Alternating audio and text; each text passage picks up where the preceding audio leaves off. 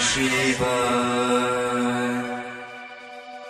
ॐ नमः शिवाय।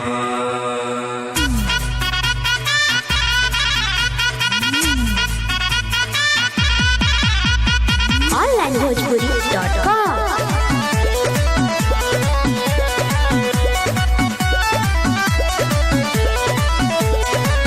सोहे चंदा लीलार जटा गंगा के धार, सोहे चंदा लीलार जटा गंगा के धार, करे भस्म भभूति से जोगिया सिंगार।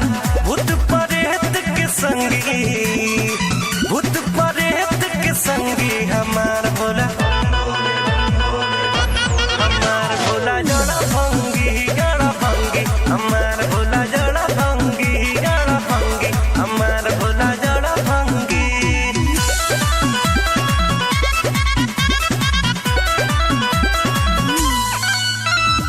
onlinebhojpuri.com।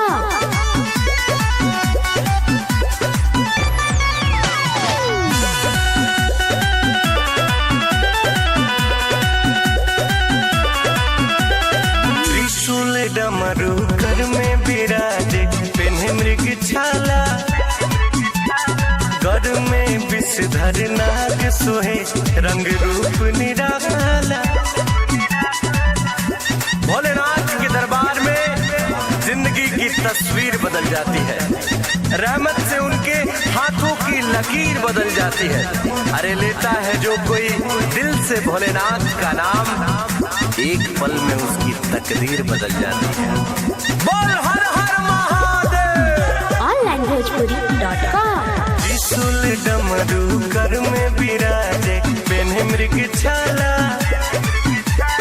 घर में विषधर नाग सोहे, रंग रूप निराला।